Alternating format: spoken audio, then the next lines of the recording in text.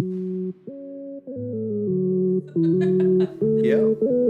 Hello my friends and very welcome to my YouTube channel. Today we're talking with Brian from Australia about traveling to Egypt During a pandemic. during pandemic. Let's get started.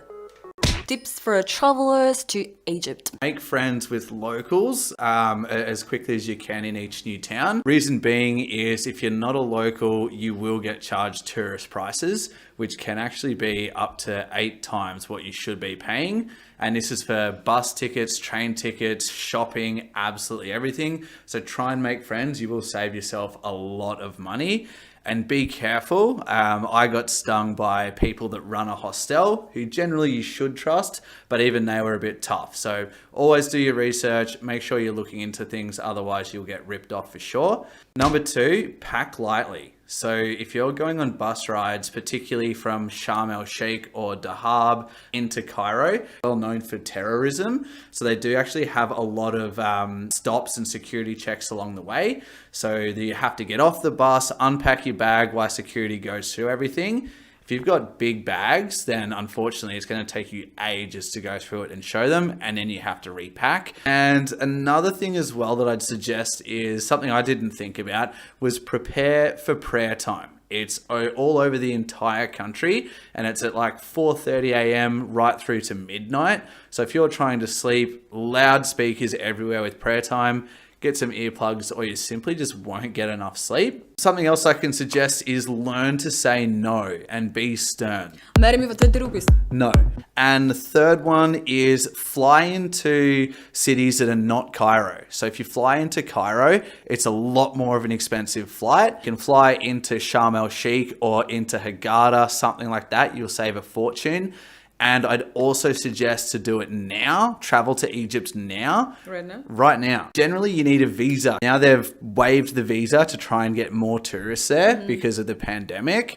So there's no visa required and you can actually extend your stay for up to 3 months. So from any countries or from European countries? It's from most countries. As an Australian, I could stay for 3 months and it was 25 American dollars per month. Now it's free. You just show up, you get your stamp on your bike, have some fun.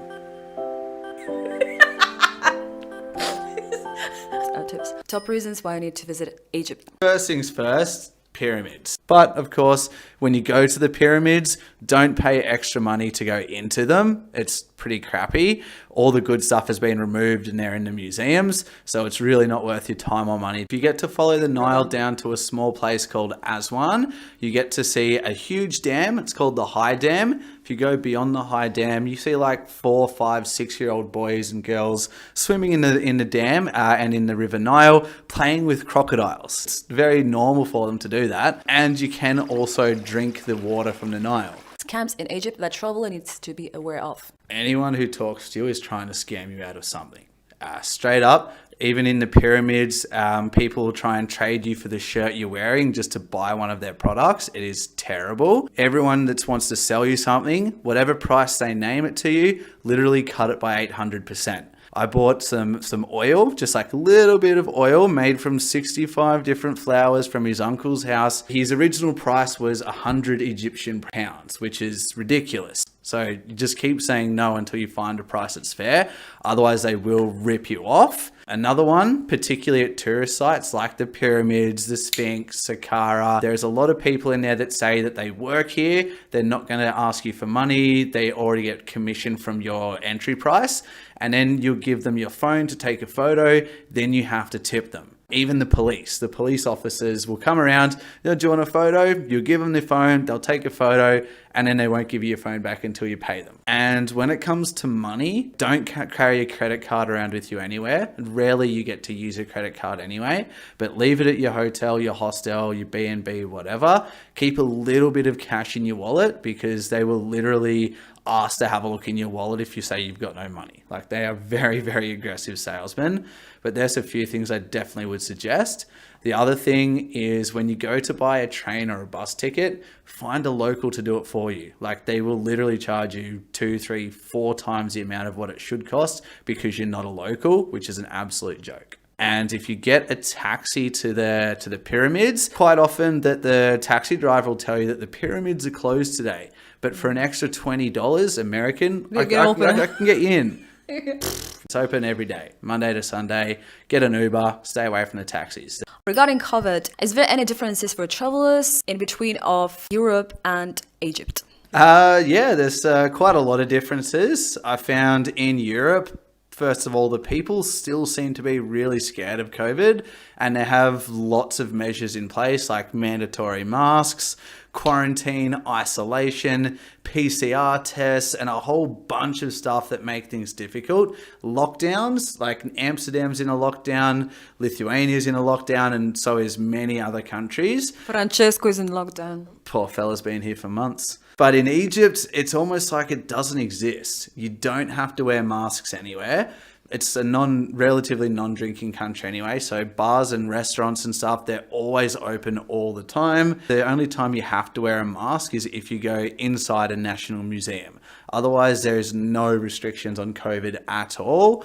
No limits on people. And I remember I got a falafel sandwich at one restaurant in Dahab, and I ordered it with tahini sauce, and I got it and I bit into it and there was no tahini sauce in my falafel. I was devastated, broke my heart. So I called old mate over, I was like, come have a look at this. And the first thing he did was, with his bare hands, no gloves, picks my food up and starts rummaging through the salad, all this everything, and he goes, no, here it is. Probably hasn't washed his hands or had a shower in a week. And he goes and gets some more, and he's like scoops it out with his fingers and throws it on the top of your sandwich. There's absolutely no restrictions. And if you talk to the people, they tell you they just don't believe in it. And maybe it's the sunshine and it's the happy people there rather than a European winter. If you're ever looking for some normal life again, I'd suggest go to Egypt. It is so much normal life there and business as per normal. It's a good break from the whole COVID reality. Is Egypt safe for solo travelers? As for Egypt, they are quite known for like terrorism attacks and things like that. But when I was there, I noticed there is a lot of police. There is a lot of tourist police.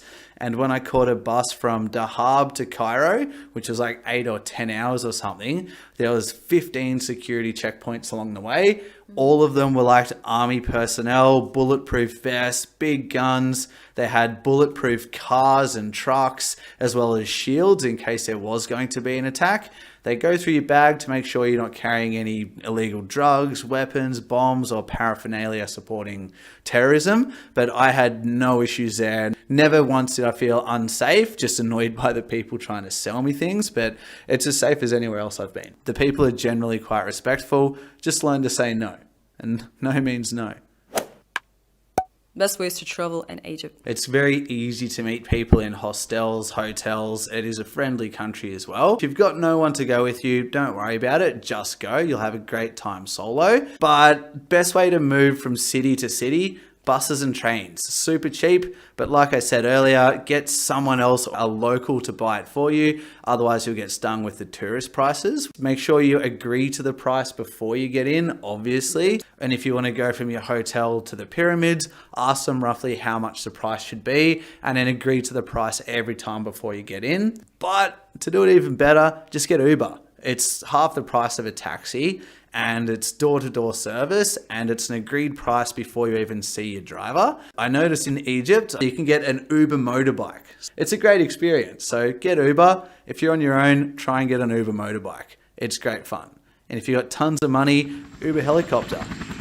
That was Ryan from India. Thank you very much guys for watching my video. Please put like, dislike and comment below if you'd like to visit Egypt, Australia or any other country. Pressing the notification bell, and I'm gonna see you next week.